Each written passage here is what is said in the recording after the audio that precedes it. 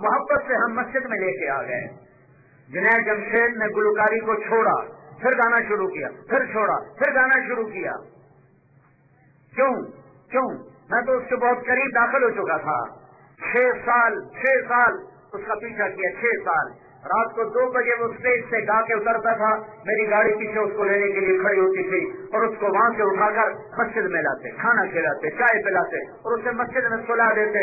سو جا آرام سے, یہیں سو جا, کل پھر اس کا فنکشن ہے, اور ہم نے اس کو مسجد میں سلایا ہوا ہے. اگر میں اس کو فتوے دیتا ہوں تو حرام کھانا کا نام مراد, تو حرام روٹی کھا رہے ہیں, تو وہ کس کے قریب آتا, کب قریب آتا؟ پھر عجب بات ہے, اس نے تبلیغ میں وقت دینا شروع کیا. اب اس کی کاروبار صرف گانا ہے, اور کوئی اس کا کاروبار کوئی نہیں, اور کوئی کاروبار کوئی نہیں.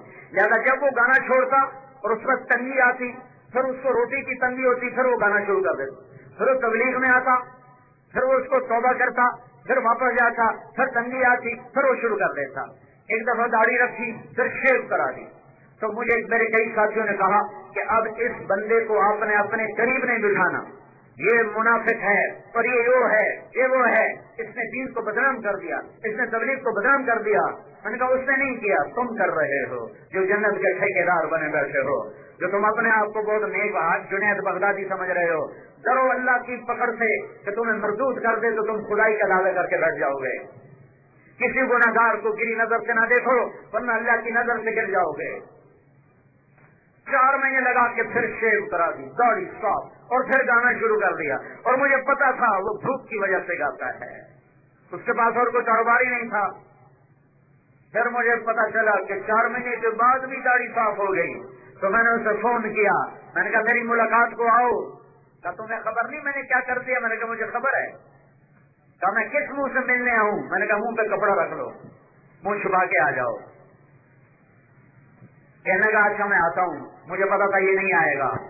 اس کے ذمہ لگایا تو اس کا ٹکٹ خرید, اور اپنا بھی ٹکٹ لے, اور اس کو لے کر میرے پاس آ. تو میں نے شام کو فون کیا, میں نے کہا کل آ رہے ہو؟ کہ نہیں مولانا میں مصروف رہا, وہ ٹکٹ نہیں لے سکا, اب تو سیٹ بھی کوئی نہیں ہے, تو میں انشاءاللہ پھر آؤں گا. میں نے کہا ٹکٹ بھی ہو چکا ہے, سیٹ بھی ہو چکی. کہنے کے مروا دیا, تو نے پھنسا لیا. اگلے دن میں نے اس کو لاہور سے ریسیو کیا, شام کی فلائٹ سے آیا. اب منہ ایسے چھپایا, ایسے کر کے چھپایا ہوا, اتنی بڑی داڑھی رکھ کے شیو کرے, منہ چھپایا ہوا.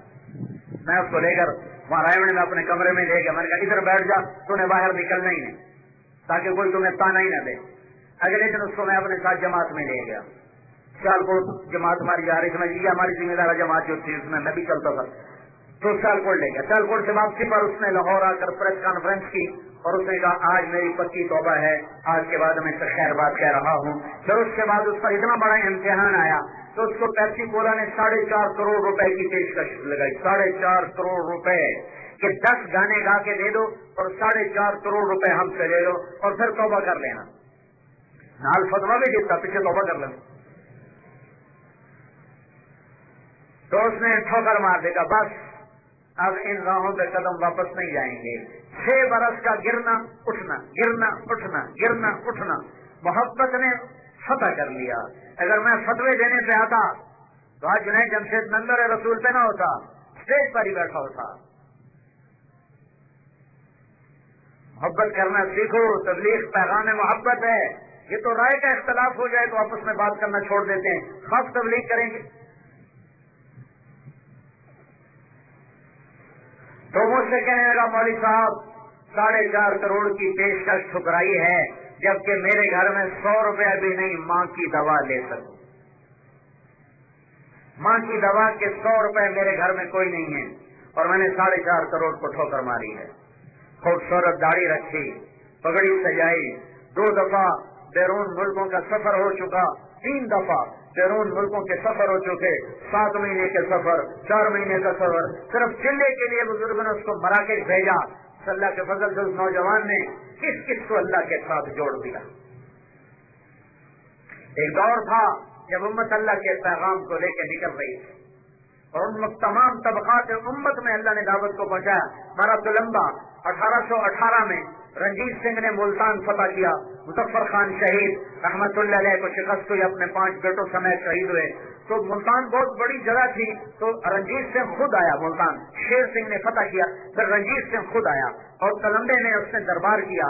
وہاں تلمبہ میرا ہوم ٹاؤن ہے، قریب 3 کلومیٹر کے فاصلے پر میرا گاؤں ہے۔ وہاں اس نے ایک بارہدری بنوائی اور ایک اس نے بازار حسن قائم کیا۔ 1818 میں تلمبے میں بازار حسن قائم ہوا۔ میں 1972 میں تبلیغ میں لگا، چلتے چلتے اللہ نے اس سطح تک پہنچایا کہ مجھے خیال آیا کہ ان بچیوں کو بھی دعوت دینی چاہیے، کسی کی بیٹیاں ہیں اور کسی کی ہوس کا شکار ہیں۔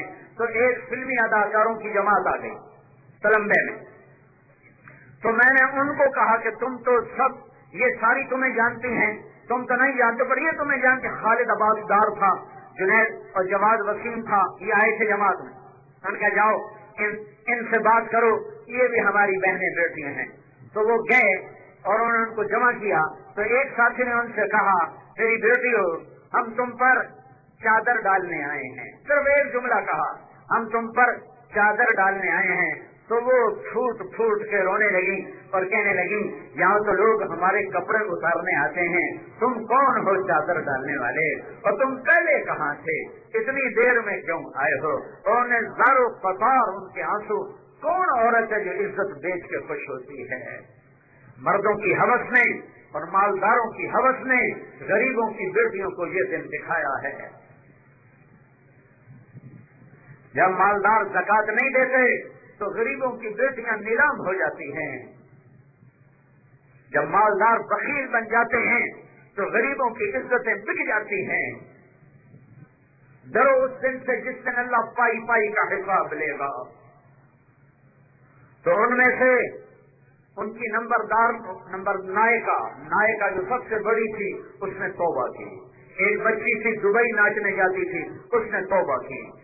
2 دن گزرے تو وہ دونوں میرے گاؤں آ گئیں، میرے گھر پہنچ گئیں، اور وہ بچی جو وہ دبئی ناچنے جایا کرتی تھی، اس نے کہا مولانا صاحب میرے بھائیوں نے مار مار کے میرا سر لہو لہان کر دیا، میرا سر پھاڑ دیا اور میرا جسم انہوں نے نیلا کر دیا کہ ہمیں پیسہ چاہیے، ہمیں پیسہ چاہیے، پیسہ کر تجھے کرنا ہے، ہمیں نہیں پتا پاک دامنی کیا ہے۔ میں نے کہا مینو بڑھ چھڈو، میرے ٹوٹے کر چھڈو، ہوں یہ کام میں نہیں کرنا۔ تبلیغ کا کام یہاں بھی پہنچا ہے۔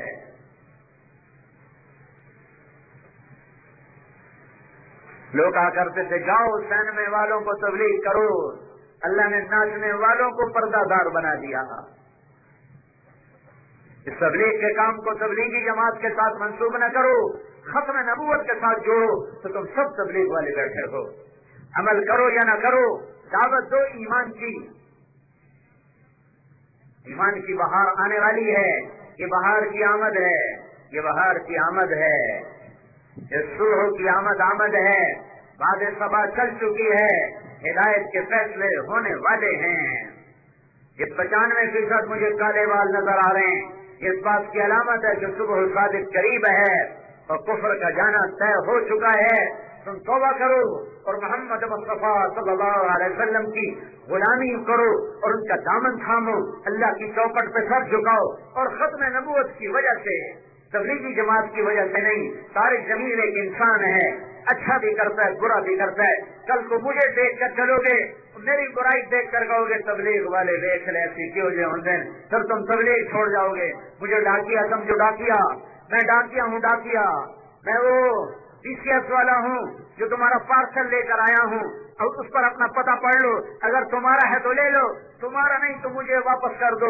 میری 2.5 گھنٹے کی بات اگر میری ہے میرے منہ پہ مار دو، اور اگر میری صرف زبان چلی ہے، میری صرف زبان کی حرکت ہے اور پیغام وہ ہے جو تمہاری بھی ضرورت ہے میری بھی، تو اسے قبول کرو، میرے عمل کو نہ پرکھو۔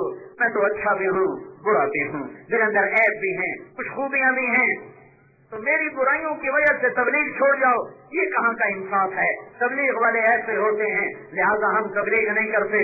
تو اگر طارق جمیل کی تبلیغ ہے تو طارق جمیل کو تولو، اور اگر محمد مصطفیٰ کی تبلیغ ہے تو پھر بن تولے نکلو۔ کبھی کوئی نمازی کی بدتمیزی سے نماز چھوڑتا ہے، کبھی کوئی حاجی کی بدتمیزی سے حج چھوڑتا ہے، کبھی کوئی روزے دار کی بدتمیزی سے روزہ چھوڑتا ہے، کبھی کوئی جانبدار پولیس افسر کسی بدجانب پولیس افسر کی وجہ سے اپنی نوکری چھوڑتا ہے؟ کبھی کوئی جانبدار تحصیلدار AC کلرک کسی بدجانب کلرک کی وجہ سے اپنی نوکری چھوڑتا ہے؟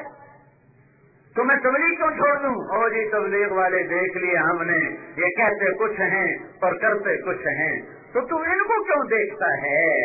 تو ختم نبوت کو کیوں نہیں دیکھتا جس کی وجہ سے براہ راست تیرے ذمہ ہے تبلیغ کا کام، براہ راست تو مخاطب ہے تبلیغ کا۔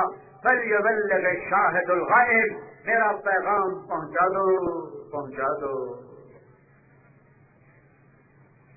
تو اس کے پیچھے قربانی ہے۔ میرے مدرسے کے 70 لڑکے نکلے ہیں سال کے لیے، 70 لڑکے، میرا بیٹا خود سال کے لیے نکلا ہے، اور اللہ کے فضل سے مجھے خوشی ہے کہ میں نے اس پر کوئی دباؤ نہیں، کوئی جبر نہیں، کوئی باپ کا حق نہیں جتایا، بیٹا یہ کام ہے تیری سعادت ہے، کرنا چاہتا تو کر۔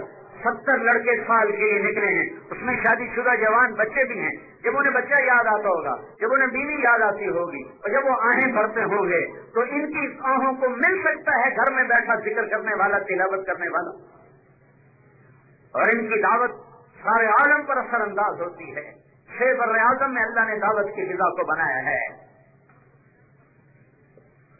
تو میرے بھائیوں میں آپ کی محنت کرتا ہوں، بڑا مجمع دیکھ کر میں نے اپنے اوپر بھی جبر کیا ہے، حالانکہ مجھے روکتے ہیں ڈاکٹر کہ 1.5 گھنٹے سے اوپر بات نہ کیا کرو، لیکن اب تو 2.5 گھنٹے سے بھی اوپر بات ہو گئی ہے۔ صرف اتنا بڑا مجمع دیکھ کر میں نے خیانت سمجھا کہ میں اپنے اوپر اپنی جان کو بچانے کے لیے میں آپ کے سامنے جھولی نہ پھیلاؤں، میں نے پوری جھولی پھیلانے کی کوشش کی ہے۔ باقی کون حق ادا کر سکتا ہے دین کی بات کو پیش کرنے کا؟ 30 پارے قرآن کے ایک لفظ کو بیان کرو تو زندگی بیت جائے اور اس کا حق ادا نہیں ہو سکتا۔ میں تو پورے دین کو اجمالی طور پر اور دین کی ذمہ داری کو آپ کے سامنے پیش کیا ہے۔ گرمی بھی شدید ہے، آپ مسلسل حوث میں بیٹھے ہوئے ہیں، میرا اللہ خوش ہو، اللہ کی قسم اللہ خوش ہو رہا ہے آپ کو دیکھ کر۔ اور یہ پسینہ معمولی نہ سمجھو، اس کے ایک ایک قطرے کو اللہ ترازو میں تولنے والا ہے، ایک ایک قطرے کو ترازو میں تولنے والا ہے۔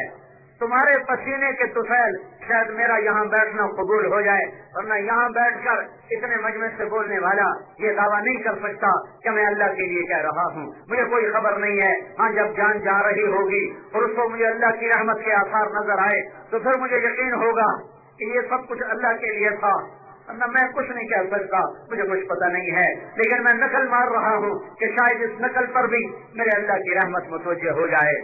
تو میرے بھائیوں، ایک اللہ سے جڑو، اس کے سامنے سر جھکا کر، اس کے محبوب کی غلامی میں آ کر، اور ایک اللہ کے بندوں کے پیچھے پھرو، ان سے توبہ کرواؤ۔ تبلیغ کا کام جھونپڑوں سے چلا، شاہی محلہ تک چلا، مسجدوں سے چلا اور بازار حسن تک پہنچا ہے، ہر طبقے تک پہنچا ہے۔ بیلجیم میں گشت ہو رہا تھا تو ایک شراب خانے میں گئے، بیلجیم کی بات بتا رہا ہوں، تو عرب شراب پی رہے تھے، ان کو دعوت دی تو کچھ تو تیار ہو گئے، ایک کو نشہ چڑھا تھا، کہنے لگا میں نہیں جاتا۔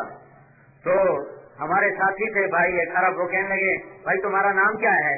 کہا میرا نام عبداللہ ہے۔ کہا تو یار بڑا پیارا نام ہے تیرا، تو بڑا اچھا مسلمان ہے۔ وہ کہنے لگا میں کیسے اچھا مسلمان ہوں، تمہارے سامنے شراب پی رہا ہوں۔ لیکن تیرا نام جو عبداللہ ہے، تیری رگوں میں عرب کا خون ہے، تو کیسے خراب ہو سکتا ہے؟ تو بہت اعلیٰ ہے۔